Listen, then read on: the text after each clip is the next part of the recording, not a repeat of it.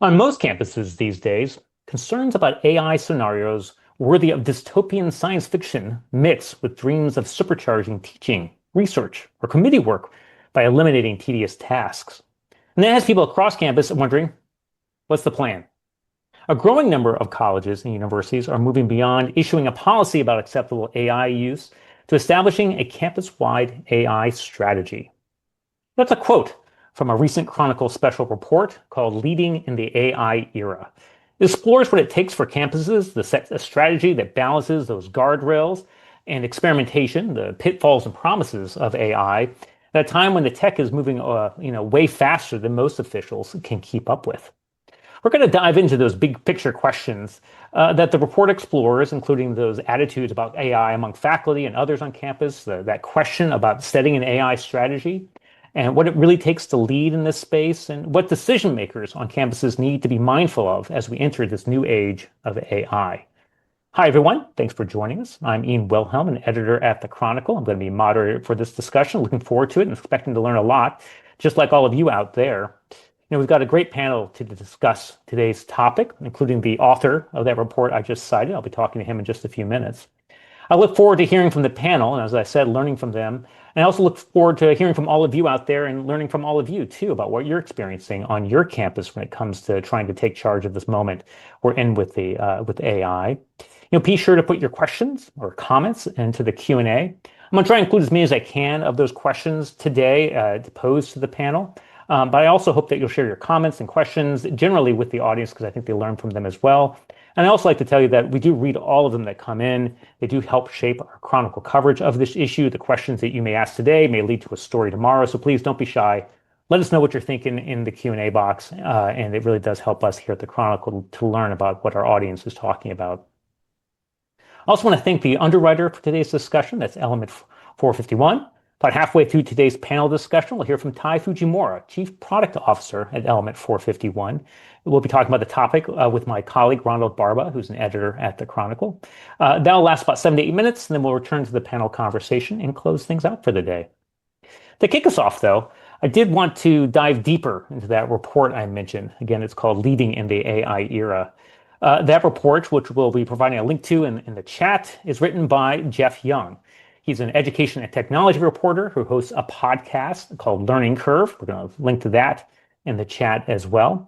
I'm going to invite Jeff on now to talk a little bit about what we found in the report and to hear a little bit about what his views are on, based on the fact that he's been reporting on this issue for many years, including as a former Chronicle reporter and editor, and I should say a friend of mine. Jeff, welcome to the broadcast. Hey, thanks, Ian. Great to be here. Yeah, I really appreciate you taking the time to do this big report for us and dive into it because obviously there are lots of live questions around this issue. As I mentioned, you've been covering technology for many years. You used to be a technology reporter at the Chronicle. I just wondered, first off, in your reporting for this report, what surprised you? What is different here than other tech turning points in higher ed, whether it's, the advent of the internet, which you were around for, or certainly online courses, and certainly, the whole MOOC experience as well. What feels different now compared to those other kind of big technology moments in higher education? Yeah, no, there have been plenty of disruptions that everyone was talking about, and I do a couple of things that really stuck out in this that I think are a little different, feels different anyway. One is just kind of how many parts of campus that generative AI could potentially impact all at once. There's y'all have done stories at the Chronicle, and many people are experiencing it on campuses that, there are implications for teaching, obviously, implications for research, Yeah. administrative tasks. You mentioned committee work, it's just about everything. Feels like there's some potential application of this technology, but also that it can do things that I think we never thought a gadget could do, that knowledge work that it feels like there's kind of a bigger existential threat that AI as a technology poses than some of the previous things you mentioned, like even the internet and MOOCs, which definitely like made changes to the academy that are still with us, but didn't fundamentally change how things go. And so there's this bigger question. And I think the fact that it's also changing the job market for Mm. knowledge work that colleges prepare students to go into, and that's happening so fast. So anyway, that's the sort of number of things that it impacts all at once. And then the other part that I think is just so big is how the pace of change.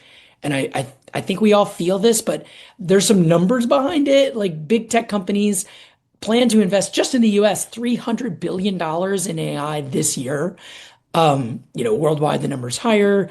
This is more, if it feels different than the internet.com boom, it's because it is. Hmm. There's just more money flowing into this, and I think it adds up to just that's why, I think that's what accounts for how many new products are coming out. It feels if that are coming out just about every week, or new types of things, new services from like the OpenAIs of the world and Anthropic and Google. And it's because there's just so much money and um, company spending going into this. And so it's coming to campus, even if the campus hasn't even officially adopted anything. Yeah, no, we've heard certainly things like that as well. And you said the way it touches so many different aspects.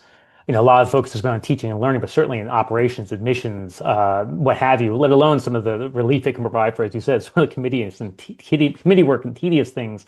Hopefully frees people up to maybe have more human contact. I've heard all of these different things, and you're right, it can be sort of a jumble.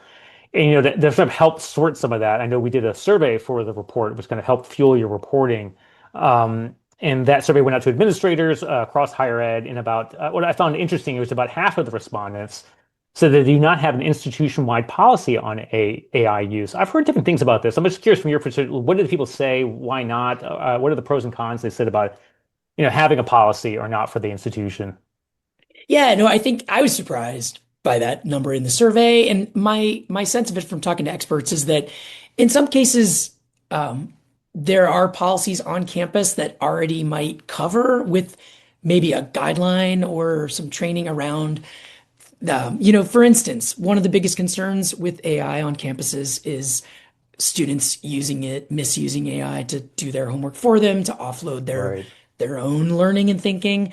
But the if a student is actually doing that, then they're already violating the academic integrity policy of the campus. They're Right. not, it's not that you have to make a whole new policy, I'm told in some cases, or maybe there's a way to do it without making an AI policy kind of this is the AI policy. There's also just the difference across different, obviously there's autonomy of faculty. They can teach, they can choose to adopt various strategies or not. And I think a lot of times there's a sense that AI could be one of those. And so maybe instead of a policy, it's like use this or ban it or something like that.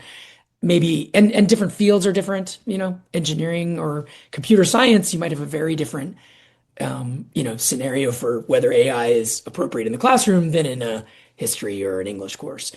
And so having one blanket policy, when you start to dig into like what that would look like, I think a lot of campuses have tried, a lot of other words came in like ethical framework or, guidelines or so Yeah. instead of this sense of like, ban or have like a real strict kind of sense of the campus approach. Yeah, I've heard the same thing in terms of like academic integrity, as you said. Some of these things may already be codified. You may just have to add AI to existing policies, or to your point, you want to have these strict rules because then you may, you know, restrict experimentation, or just want to make sure they evolve with time because the tools are changing, as you mentioned, so quickly. And on that point of sort of experimentation, I thought was also interesting in the survey that we found I think, almost majority of respondents, it was 49%, said their institution was doing a good job balancing experimentation with caution. And any examples of what that looks like? Because those can obviously are competing, priorities. Setting the right guidelines, making sure people understand maybe the ethical bias or some of the implicit things, some of the things you want to be concerned about, and certainly privacy concerns with data, but also making sure that people feel encouraged perhaps to experiment within their job is also important because they're going to find new ways to use the tools. Do you find any examples of how do you kind of meet those potentially competing priorities? Yeah, no, that's one where I wished I could just like sit down with so many of the survey respondents, but my take after talking to, interviewing so many folks for this and kind of reading through the survey, I kind of suspect that if we could kind of probe some of those answers, that there's like a sense that people don't, I think I got a lot of sense that the people don't want the institution to push them around too much or do too much big picture, like, all in this is the way everybody has to move. Yeah. And so I sense that there was a lot more difference within departments or experimentation or like looking to their discipline or areas that they felt more connected to and felt free to experiment. And so I took it as almost like a sense of, yes, there's attention being paid and people are talking about AI. It's not totally being ignored, which I think would have gotten more people saying like there's a problem. But I think people also don't necessarily want to be told as things change so fast, especially like you mentioned. I think there's a risk that things might move too fast. And I think in some ways, I heard from some experts that think colleges aren't doing enough. And so I'd be very curious as we get into this discussion what the attendees here say. But it's kind of how do you balance not doing nothing or not ignoring it to not moving so fast that you feel uncomfortable and forced into something you're not ready for.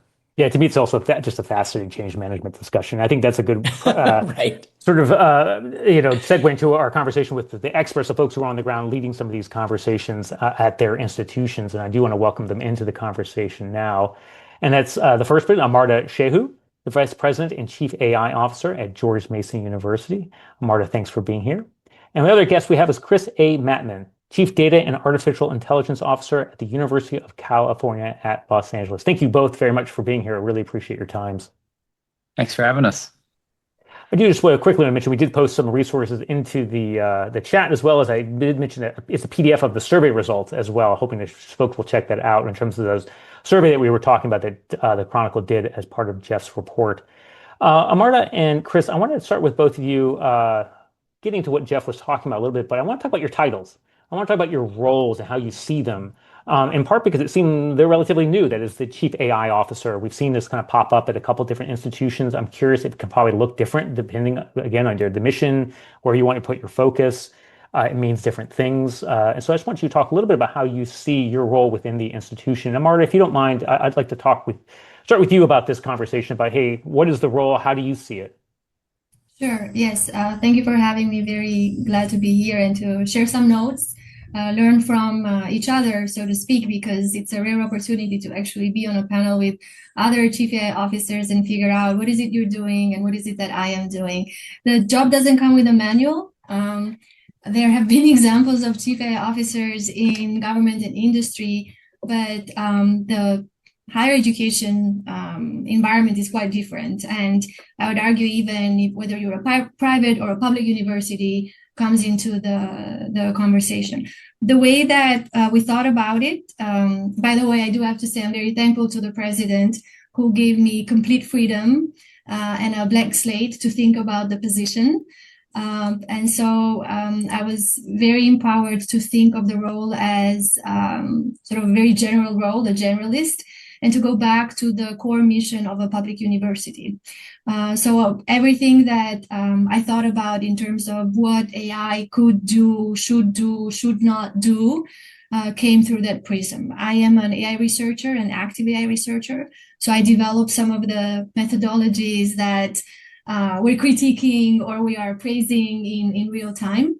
So I can see kind of underneath the rug sometimes, and I'm an educator as well. So I'm right in front of students and I see their concerns. Should they use, should they not use? Where is that lack of clarity? How should my teaching change? So I'm in the trench lines as well as sort of reporting to the president and coming up with a strategy. And the strategy that we came up with was really around student success, faculty empowerment, staff empowerment. So all the core pillars that a public university has in its mission, we kept going to those for guidance. How is whatever it is that we're trying to do, now is AI, maybe tomorrow is quantum, maybe, in 10 years, it's something else that we don't even know about. We ask the question, whatever it is that we want to do, how is it supporting this pillar? How is it supporting student success? So our strategy tries to have that logic model. So we divide it according to, you can think of it as stakeholders, but we thought about what would it mean to integrate AI? What is it that we're looking for? And typically that is the focus or the prism in industry, right? Integrating some of these generative AI platforms and tools.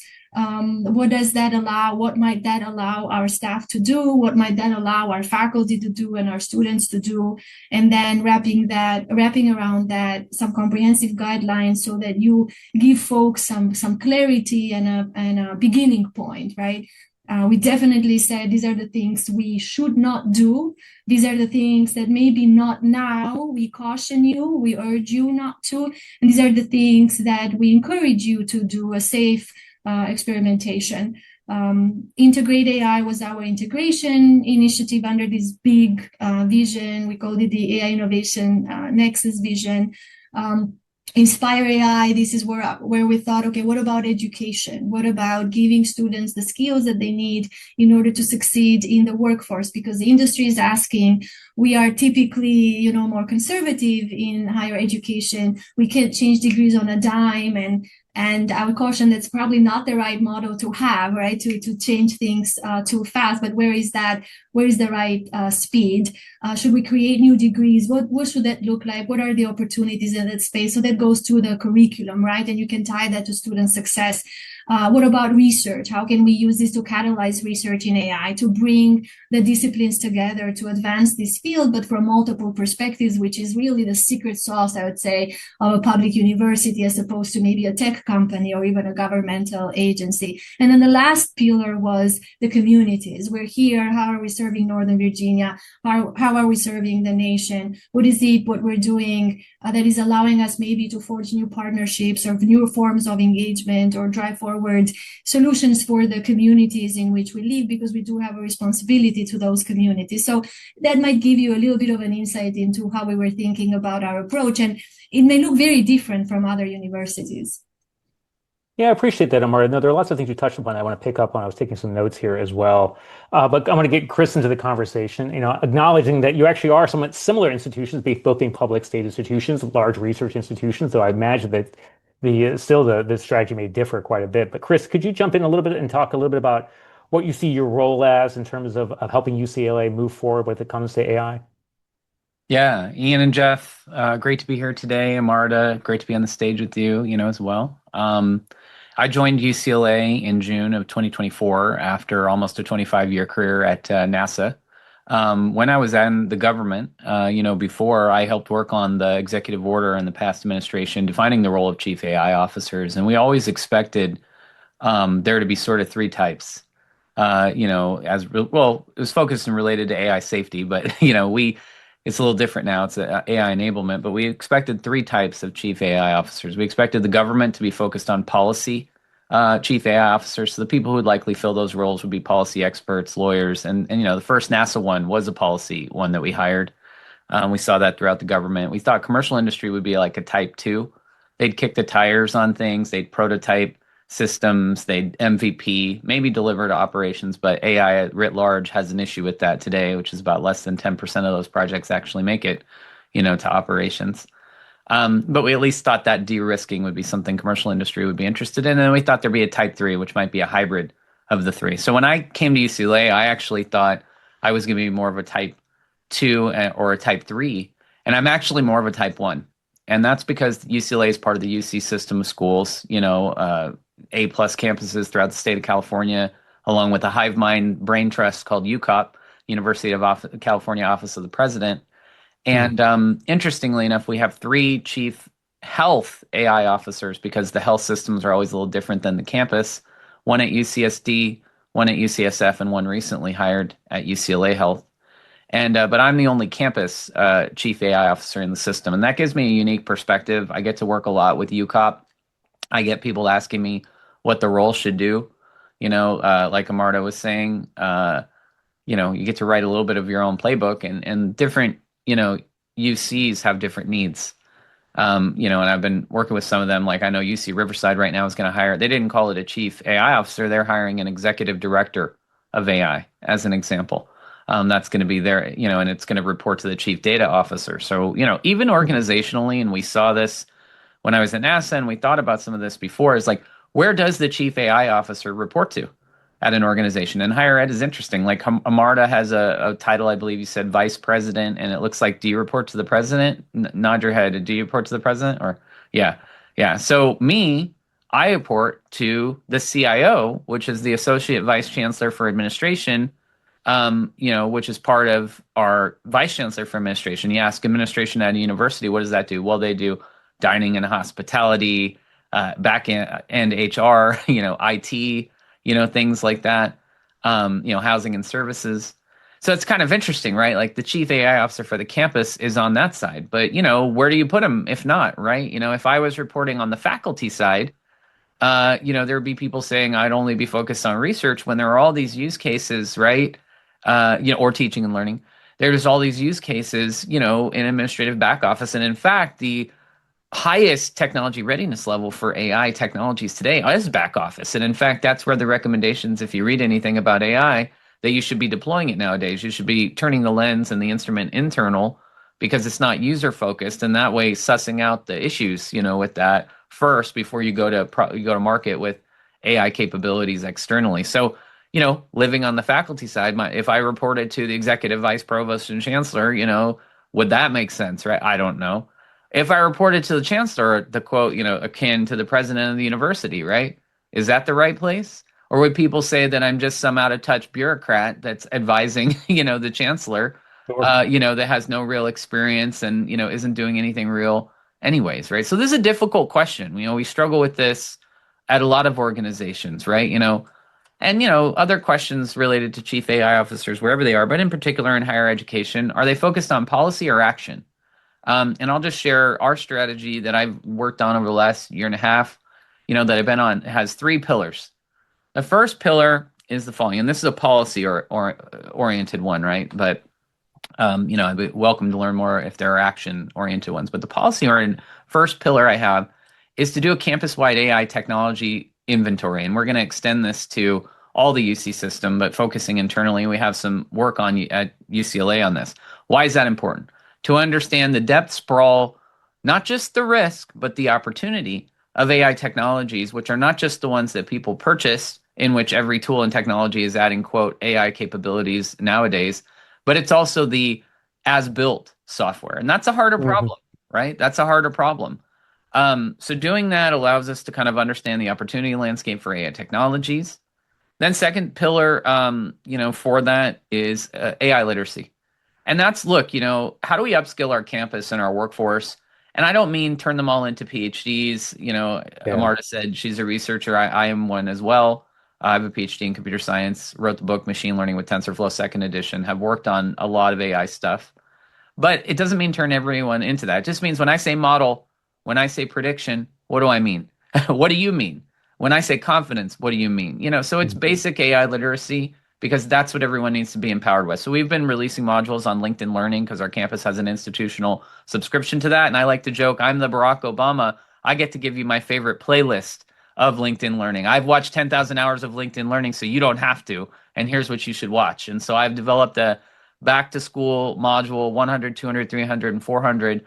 And we're mapping it and curating it to job disciplines because the administrator in social sciences needs to learn differently. Maybe they only need 100 than the person in engineering that's supporting the high performance computing resource at the campus.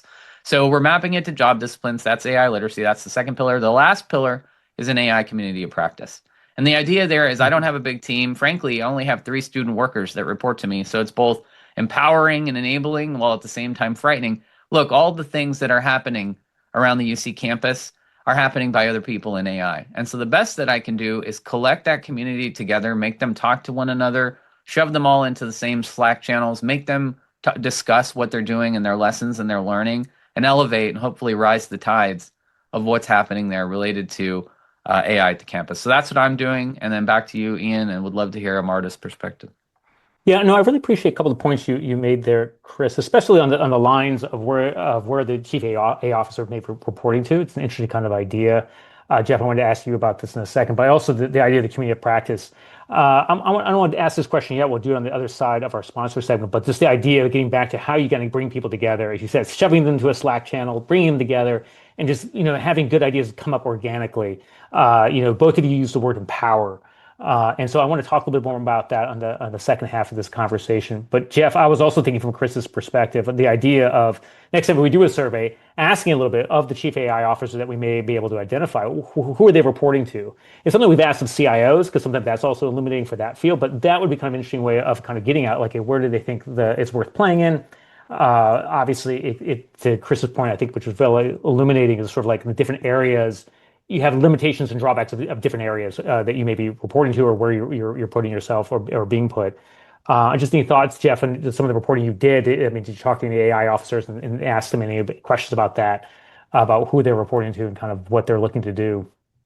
Yeah, no, there is a little section on the chief AI officer, and one of the things that it was a debate in a different approaches at different universities. The provost's office was one where a couple institutions had the person report, and one of the provosts that I interviewed said that they chose not to have a chief AI officer that was one for the campus, but to have one over research and one over the academics house side of the house that the provost oversaw both of. And so there's different ways to approach this, but it is, the idea of the provost maybe being the one, not a technology leader necessarily, because it does touch, as we've talked about, so many parts of the campus. Yeah. Yeah, for sure. And I just noticed we have Elliot in the Q&A is mentioning how they have a chief AI officer at their institution, his institution, and responding as an IT position. But something for us to keep an eye out at the Chronicle. I'm sure it'll look differently at different places. And again, I want to get into this question about sort of how you kind of bring that community practice together and do some empowerment on the other half of this sponsor break. I'm going to bring in a second here, my Chronicle colleague, Ronald Barba, just a second. But I do also want to ask the audience a question as well. I'm going to launch a poll here. I realize that not all of you are going to have a strategy based on some of the things that we talked about. But we are going to have some folks who are talking about this when it comes to what is the strategy if you have it on your campus for sure. So I'm going to ask that we share the poll in just a second here. I'm going to launch this. And so let me know if do you think you have the right strategy? If you set one. If you don't have one, just say we don't have a strategy that I know of. But I'm curious what you all think about it. Is it a strong strategy? Again, I recognize that it's not not every institution needs a strategy necessarily. That strategy may look differently. So also let me know in the Q&A some of those nuance to that question. That is, what does the strategy look like? What would you like a strategy to do when it comes to your area of focus? I'll be looking in the Q&A during the sponsor segment and probably pulling from some of those comments as well when we get into the second half of this conversation. So please do answer the poll, but also let me know in the Q&A some of the nuances to that question that are probably required of it. And I appreciate all of that. But I'm going to ask my panelists to stop their video and go on mute for a few minutes. While I bring in my colleague Ronald Barba, who will be talking with Tai Fujimura of Element 451, which is the sponsor of today's conversation. We appreciate their sponsorship for this. Ronald, over to you. Thanks, Ian. And thanks, Tai and Element 451 again for supporting today's virtual forum. Tai, my first question for you is what we're seeing a lot in higher ed right now is we're kind of seeing this mindset shift, right, of kind of around AI. I mean, anecdotally, like this year compared to last year, what I'm hearing more from college leaders is they're moving beyond like what is possible around how to use AI on campus to, well, how do we actually implement that on campus now? In your own conversations with higher ed leaders, what have they identified as factors contributing to this mindset shift?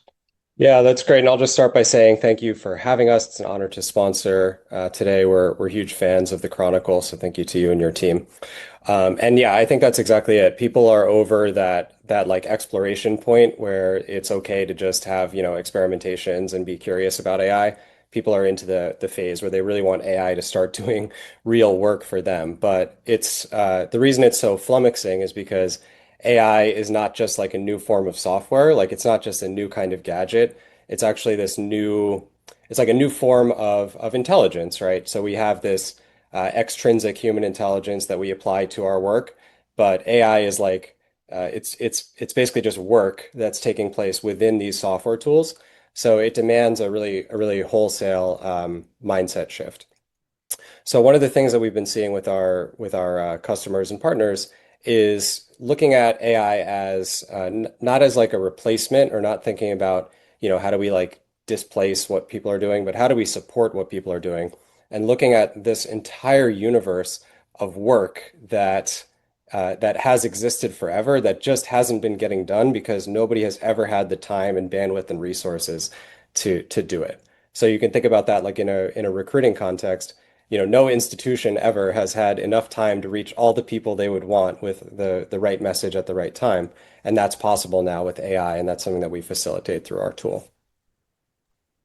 Yeah, and that's great that you're bringing up, the fact that institutions are recognizing that there are more opportunities beyond this and that, they're not replacing staff, right? It's more of like augmenting the work that staff is already doing. And, Chris had mentioned earlier that, one of the great cases to use AI right now is really for like back office support and to make sure that those functions are supported. It also seems like part of what's contributing to kind of this reinterpretation of AI as kind of an additional teammate or additional support is this movement away from kind of thinking of AI as this traditional reactive generative AI platform that we're used to, where we give it an input and it gives us an output. And we're kind of exploring what's possible with these more proactive AI agents. I think for some of the people who are attending today, I believe that some of them may have some lingering questions around kind of like what is agentic AI actually? Could you talk more about kind of like how agentic AI operates, and then maybe share some examples of kind of how the various agents that you guys create are supporting some of the institutions that you're working with? Yeah, that's right. So basically, the core of what makes AI system agentic is its ability to take some sort of action in the world.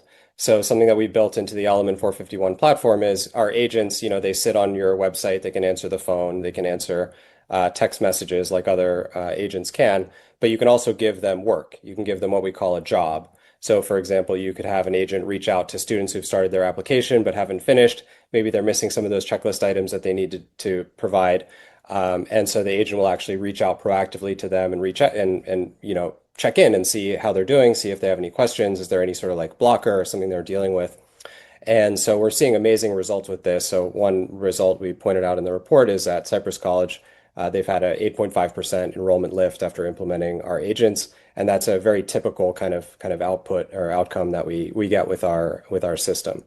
So that's really the breakthrough with agentic is it goes beyond something that you go basically like the first generation of AI tools, you would think, okay, I'm doing my work and I need some help, so I'm going to go over here and kind of use AI or talk to AI to get some sort of resource.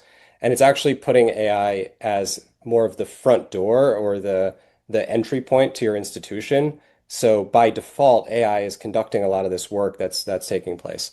Another great example is reading applications. So in our system, we built a full application portal and website where, students conduct their application, but we have now agents that automatically read those applications in real time as they're coming in. So by the time a person is actually looking at that application, the transcript is already coded. There's already a summary of that. It's already been checked for fraud and so on. And so that's what facilitates this mindset shift is we go from being like, just occasional optional users of AI when we feel like we need extra help to AI really like running things for us and allowing us to take a step back and be that kind of strategic manager almost of what the AI is doing.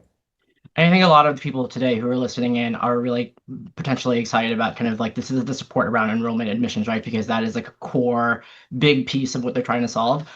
For people who are listening in today, who are looking to kind of create an AI plan at their institutions, what would you recommend for them as kind of their immediate first steps? Yeah, so I think what really makes AI implementations successful is very clear process and a intelligent org structure. So what's happened is as technology has gotten better and better at kind of supplementing human intelligence, it's made it so that a lot of the core questions about implementation are more like they're like organizational design questions. They're more like HR questions than they are like technology questions. And that goes to that great discussion we were having about AI officers, is it's like this really unique moment in technology where we're asking questions about technology that never would have been able to be asked before or never would have been needed before. So I recommend kind of thinking about it almost like an organizational design question. Where do you have a gap? Where is there work that could be getting done that's not, or work that somebody's spending too much time on that's taking them away from something they really need to be doing? And how can you replace that?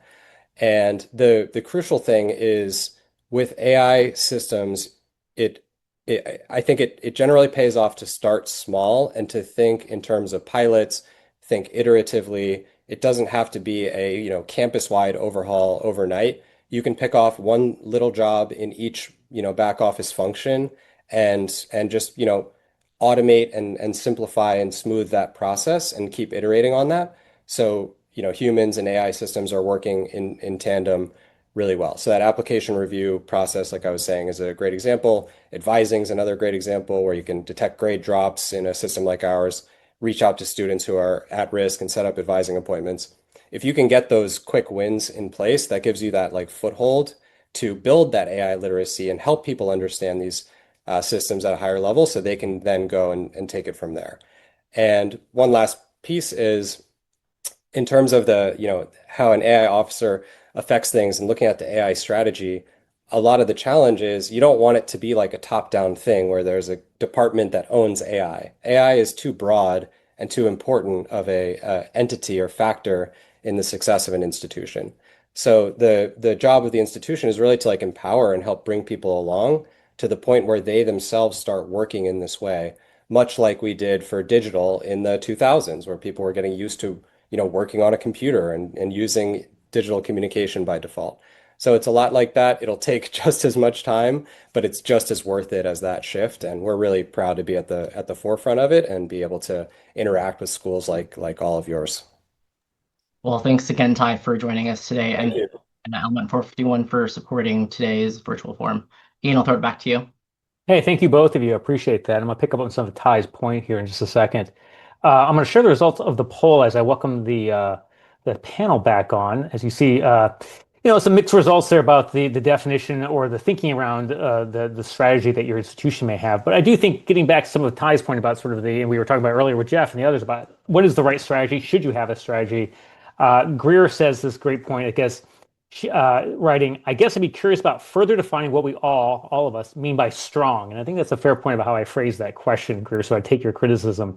For instance, you write, I don't think strong necessarily means cohesive, narrow, the same strategy being applied or implemented across different units or departments. Maybe strong has something to do with how any particular strategy seeks to balance top-down versus bottom-up leadership. Great point, Greer. I really appreciate that. And I think that's a better definition, perhaps, of what I left sort of vague there about what is a strong strategy and should you have a strategy. So I think you're right. That's really where the rubber meets the road. I want to get into that in a second.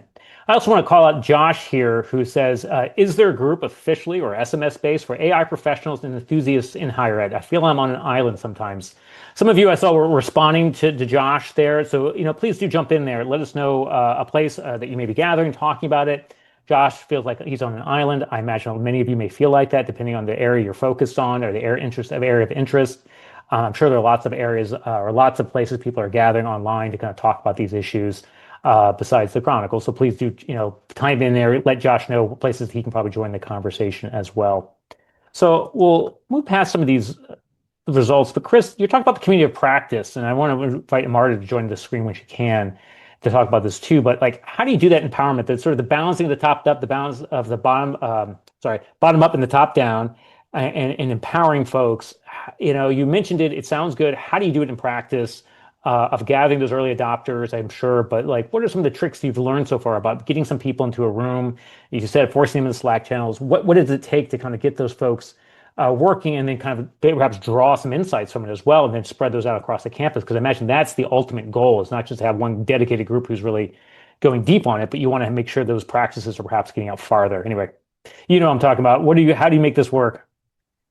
Yeah, I mean, Ian, so I published a paper in Nature in 2022, and it talked about technology readiness levels for AI and machine learning systems. And the idea is sort of simple, is that, and this grew out of my experience at NASA, but NASA has technology and readiness levels 1 to 9. It's a 1 to 9 scale. The idea, and they've been adopted, throughout industry, but also even in areas of academia and places like that. But usually it's for kind of the following things. 1 to 3 is usually early stage research.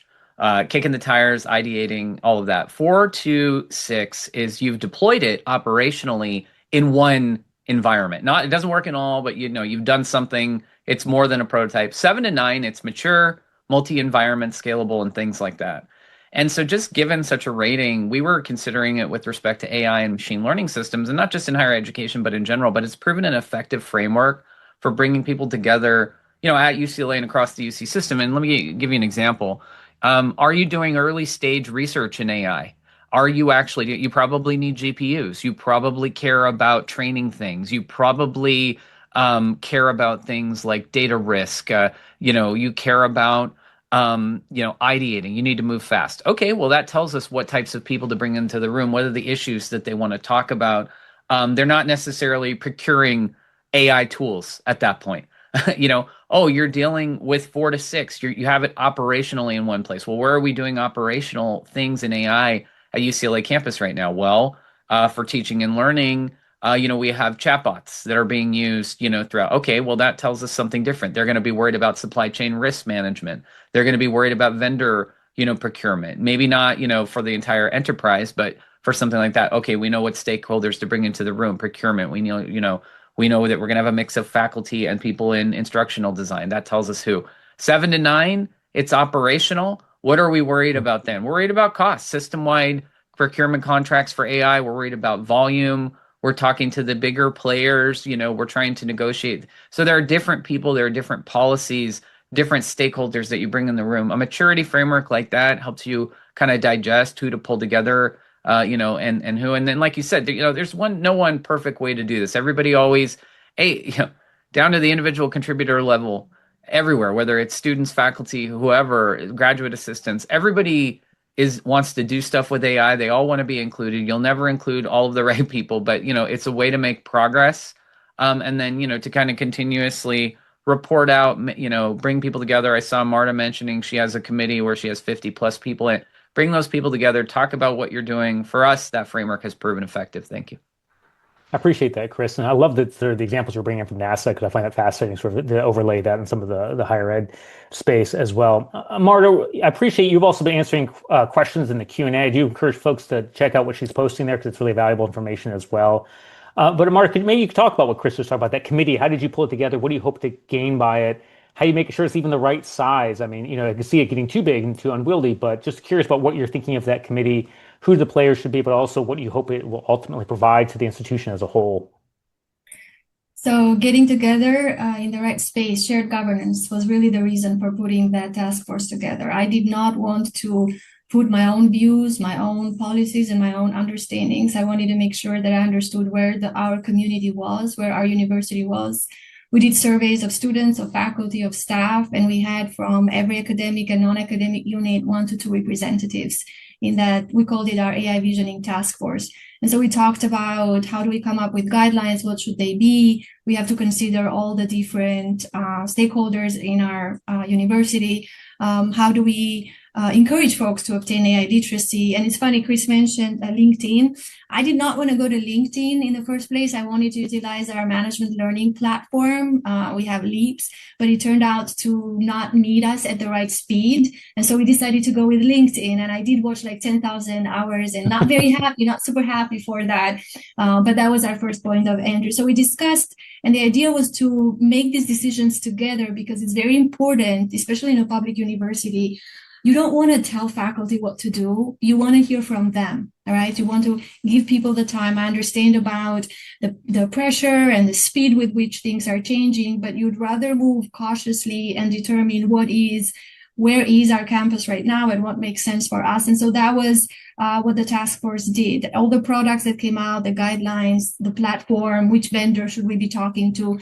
Should we do OpenAI or Microsoft? Very democratized. We're all making this decision together because that gives you buy-in from the very beginning. And the task force also served as the early champions. I can't scale myself, like Chris said. I actually don't have a lot of people working under me because we're at a public university, and I have dotted lines to the provost and the CIO. So I'm connecting, again, can't scale myself.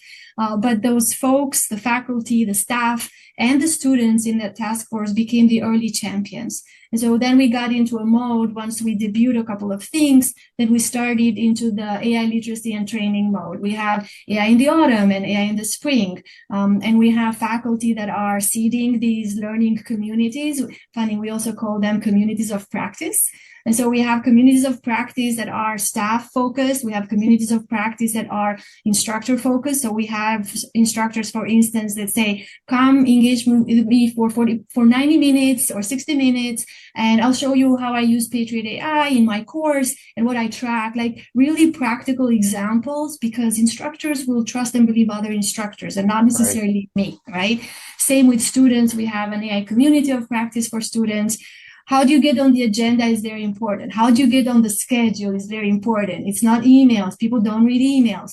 You need to get into the things that we are already doing. So we have an instruction and learning conference. All right. So we go and we expand the programming there. We're running workshops. So we have a faculty staff enrichment day conference. All right, there is the venue. There is where you go and you hold these activities. Because if you make them separate, you're competing for attention. And, in a university, there are so many events that are happening. It's very difficult. But once you get on the right existing platforms and on the schedule, people can see what's coming up, then, you're getting some traction. So yeah, I completely sympathize with what Chris is saying. It seems like we're moving in a very similar directions.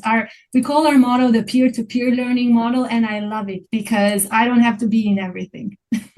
Yeah, and that's something we've heard again and again when it comes to working with faculty specifically, the idea of like it has to be peer-to-peer learning. Jeff, I'm curious if what you heard from Chris and Marta kind of resonate with some of the other conversations you had. 'Cause certainly we've heard about task force, certainly working specifically with faculty, which has been probably the area we probably covered more than others. They've been working with staff. But, it does seem like some of these things, approaches about community practice is something we've heard elsewhere. I'm just curious if this sort of resonates how a lot of places are kind of taking on this task of thinking about AI and having some early adopters and other folks learn from each other. Yeah, no, I peer-to-peer is so interesting because I realize in researching this report, one of the things I found is that maybe colleges have so much, expertise, this kind of unprecedented level of knowledge workers all in one place, and maybe they aren't good typically, like historically, at like harnessing that to solve an institutional problem. And what I'm hearing from Chris and Marta and some other people I talked to is kind of the goal in leading this change maybe, or one thing that seems to be working for people is just find ways to get people talking to each other and then finding ways to communicate what they find out, what's working and what's not working, and to quickly kind of get that in the system, so to speak. I was interested, just one small example that we mentioned in the report is at San Diego State, they set up these kind of small grants to faculty, and they've selected or kind of had a contest, so to speak, of like people could apply, and one faculty member from each department on campus does an experiment with using AI in their teaching, and then as a requirement for getting a small amount of money for that grant, they have to make a YouTube video, like 3 to 5 minute, really short, saying what they learned, good and bad, about that teaching thing they tried with AI. And then it's in a YouTube collection called AI in Action, and they're encouraging people at different points to watch these videos through, trainings and other things. But that's just one example, a small example of like the same peer-to-peer learning that I think Amarta is talking about. Yeah, and certainly we've heard about saying AI incentive, or excuse me, faculty incentives of trying to give them small stipends, even a small amount can help. I realize people are cash strapped out there, budget strapped. It's not always easy to do that, but that's certainly something that always helps to get faculty to have some focus on some of these areas. I do want to get to a conversation here, kind of tying up a little bit what Ty mentioned, but we've got a comment here from Mark who says, so far, our institution and many others have been primarily focused on generative AI, but there needs to be more discussion of agentic AI for the employees of the colleges as well as the students. We did an explainer not too long ago on agentic AI, and I had to look over it too because I've heard the phrase, I've seen it, I've actually talked to folks a little bit about it, and it does seem to be like an evolution, pretty natural of what we've been talking about, but it does have more power to it in many ways. Chris, Marta, what are you thinking about agentic AI? What are you thinking? I know it's a big, broad question to throw at the two of you, but I'm curious if you can talk to Mark a little bit through that. Like, What are you thinking about the use of it? Again, I think it's a sort of a natural evolution, and maybe for folks who aren't out there, Chris, if you don't mind me tapping you for this one, could you help define, or Marta, you came up, one of you help define this, what it is for folks who may not know it as well. Chris, I'll go for you, and then Marta next. Yeah, yeah. So I mean, agentic AI, the easy way to describe it, if you've talked to ChatGPT or any of these Gemini, any of these large language models, you say, hey, help me write this or help me send this email, and it's so happy to respond to you, and oh, sure, I'm going to prepare it, and oh, I'm going to send the email for you, and then nothing. And you're like, what happened? Well, these large language models are great. They can, think and reply. They're just not connected to anything. They don't have arms and robotic arms to do anything. That's a And, good way to describe it. to press the button to send that email, that's agentic AI. Agentic AI is basically a protocol by which it can communicate with the services that are available in a digital ecosystem. Those could be email, it could be your drive to look at data and files and all of those things. And so there's a company called Anthropic, which is one of the big tech vendors that produce large language models. They produce Claude and other things. It just so happens they produced a protocol that has now become kind of like a de facto standard called Model Context Protocol, or MCP, to do agentic AI. And the other big tech providers are adopting this. So you might hear when people talk about agentic AI, MCP servers. Those are simply the servers that connect to, they're the robotic arms that connect to the stuff that you want the large language model brain to be able to effectuate or actuate in the environment with. And so anyways, yeah, it's important. Obviously, agentic AI, we see the power of it. We see OpenAI's Atlas browser. I hear Anthropic has a browser too. If you've ever typed a query into the new version of these browsers, it's not just answering for you. They go do it. They log onto websites. They can fill forms out for you. They can pay your bills because they've been given the power through agentic AI to do that. And so that's sort of a future in which it's very exciting. It worries people because right now, at universities or even just anywhere in enterprises, they're worried that that's that next step. It's not the Terminator yet, but that's the next step, making it closer, right, to getting there. I think it's very important. I think people should be experimenting with it, maybe in that TRL 1 to 3 level. And I'm really interested in what Amarta thinks. Yeah, I've heard some examples where people are concerned about for students use by students, and they're very similar. We heard maybe 3 years ago with Gen AI, but then also admissions officer saying, "Oh, it's great. It basically does some of our work right before I walk in the morning. It tells me who I got to send emails to, or just sends those emails." And so just to hear that, yeah, that balancing act. Anyway, Marta, I'm sorry, I want to hear from you on this. Yeah, no, I'm gonna be brief. I agree with Chris on the definition. I think of agentic AI is what happens when you take ChatGPT in the action space, when it actually does something besides just producing text or image or video. We are a little bit concerned here with the agentic AI because there are potential security issues that can emerge. There are things that these agents can do. Those are not perfect. So the orchestration model and the protocol that Claude has put out is great. But there are so many examples of agents either failing or doing things that were not intended to be done, that the user did not intend to be done. And so that's fine for experimentation. But when you're talking about linking systems, linking email with SharePoint, with Teams, scheduling meetings, and then emailing people and doing things actionable, suddenly that hallucination becomes very, very tangible. It gets into the action space. So at this point, we are keeping the experimentation in a small team of tech folks in IT because we do want to better understand the opportunities. But we are proceeding very cautiously for these reasons and the fact that we operate under several regulations. We are a public university. And so there are audits that we have to respond to from Richmond, from the assembly down there. So we have to tread very careful. We operate in a very constrained space. Yeah, Marta, I appreciate that. And, we've got some questions here. Frederick was asking, how do you ensure that PII, personally identifiable information for students and employees, does not find its way into the wild in violation of FERPA and other laws and regulations? And don't say that in the sense but that's a constant refrain here and concern. And obviously, to your point, agentic AI kind of can raise that. You've got to have those guardrails. And Jeff, I just bring you in that sort of general conversation, whether it's around agentic or just the use and the responsibility and the guardrails. And I mean, I'm sure you heard this throughout your report and reported on just like how you do this in a way where you're making sure that type of information is not getting out, as Frederick said, into the wild. What are any thoughts on that, Jeff, generally about how institutions are approaching that, or at least where they think they can set those guardrails for sure? Well, I go back to something when I was talking to the folks at Duke University, which has done a lot, a lot on AI as well. One of the things that they mentioned is that they have users all over the place and that they're constantly struggling with kind of AI, thinking about AI safety, if you will, or AI, appropriate AI use across people who know enough to know what agentic AI is and are actually using it, and also people who still are struggling with ChatGPT and what that is. And so I think one challenge I'm hearing is just kind of educating the community on all the different, like kind of what AI is, and then all these different things that are rolling out so fast. And, certainly a lot of colleges I'm hearing from are really trying to make clear to their users, use tools that the university has purchased if they've purchased them, or has kind of used tools that they're approved, so that when you're entering your information or the college's information or student information, it's not being fed into a language model, as some of the models might default to if you're using the free version.